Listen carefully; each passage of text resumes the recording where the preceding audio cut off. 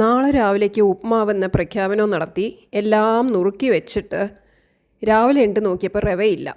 അതുകൊണ്ട് ശരി സേമിയ ഇരിപ്പുണ്ടെന്നോ പായസത്തിന് വാങ്ങിച്ചത്, ഓണത്തിന് വാങ്ങിച്ചതാണെന്ന് തോന്നുന്നു. അപ്പോൾ സേമിയ ഉപ്മാവ് ഉണ്ടാക്കാമെന്ന് പറഞ്ഞിട്ട് അതാണ് ഇന്നത്തെ പരിപാടി.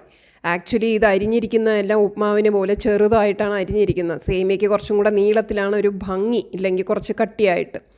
അപ്പം നെയ്യും വെളിച്ചെണ്ണയും കൂടെ ഇട്ട് ഞാൻ കടുക് വറുത്ത് ഉഴുന്നും ഇട്ടു. ഉള്ളി, ക്യാരറ്റ്, ബീൻസ്, ഇഞ്ചി, പച്ചമുളക്, ക്യാബേജ്, ഇത്രയും സാധനങ്ങൾ ഇതിലുണ്ട്. കെറ്റിലിടയ്ക്ക് കാണിച്ചത് ഞാൻ വെള്ളം തിളപ്പിക്കാൻ ഓൾറെഡി വെച്ചിട്ടുണ്ട് എന്നുള്ളതാണ്. അപ്പോൾ ഇതൊക്കെ ഞാൻ ഫ്രൈ ചെയ്യാൻ നേരത്ത് അണ്ടിപ്പരിപ്പിടാൻ മറന്നുപോയി. സാരമില്ല, കുറച്ച് നെയ്യെടുത്ത് അതും സേമിയ ഒന്നും കൂടെ ഒന്ന് റോസ്റ്റ് ചെയ്യാം. റോസ്റ്റ് ചെയ്തതാണ്, എന്നാലും ഒന്നും കൂടെ കാഷ്യൂം സേമിയയും കൂടെ ഒന്ന് റോസ്റ്റ് ചെയ്ത് പെട്ടെന്നൊന്ന് റോസ്റ്റ് ചെയ്ത് ഈ വെജിറ്റബിൾസ് എല്ലാം ഒന്ന് മിക്സ് ചെയ്തിട്ട് നമുക്ക് റെഡിയാക്കാം. അപ്പോൾ ഇന്നലത്തെ ദുരന്തം വീഡിയോ നിങ്ങളെല്ലാം കണ്ടു കാണുമല്ലോ. ഇത് പക്ഷേ ദുരന്തമാവാൻ ഞാൻ സമ്മതിച്ചില്ല എന്നതാണ്.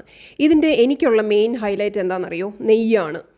കുറച്ചിങ്ങനെ ഡ്രൈ ആയിട്ടിരിക്കുന്നത് ഇഷ്ടമുള്ളവർ കാണുമായിരിക്കും. പക്ഷേ എനിക്ക് ആ നെയ്യിൽ കുറച്ച് എന്താ പറയുക, നല്ല ഒരു ടെക്സ്ചറും കിട്ടും, ടേസ്റ്റും മണവും ഒക്കെ കിട്ടുന്ന രീതിയിൽ ഉണ്ടാക്കാനാണ് ഇഷ്ടം.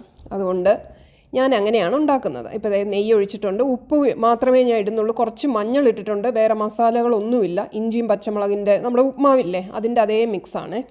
അപ്പോൾ ഒരുവിധം തിളച്ച് വരുന്നുണ്ട്. കുറച്ച് വെള്ളം കൂടിയോ എന്ന് സംശയം തോന്നും, പക്ഷേ ഇറ്റ്സ് ഓക്കെ. അപ്പോൾ നിങ്ങൾ നോക്കുമ്പോൾ കുഴഞ്ഞോ എന്ന് വിചാരിക്കും. ഇല്ല, ഒന്നും കൂടെ റെഡിയാകുമ്പോൾ നെയ്യ് ഉള്ളതുകൊണ്ടാണ് ഇങ്ങനെ.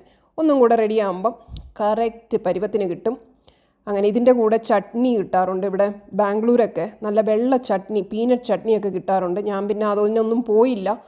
കുറച്ച് നാരങ്ങയും പിഴിഞ്ഞ് കരിവേപ്പിലയിട്ട് ഞാൻ വെറുതെ കഴിക്കുകയാണ് ചെയ്തത്. ഇതിൻ്റെ കൂടെ പഴം കഴിക്കാം, ചട്നി കഴിക്കാം, അല്ലെങ്കിൽ നമ്മുടെ ഇതുണ്ടല്ലോ സ്റ്റ്യൂ കഴിക്കാം. അങ്ങനെയായിരുന്നു ബ്രേക്ക്ഫാസ്റ്റ്. അപ്പം അത്രയേ ഉള്ളൂ.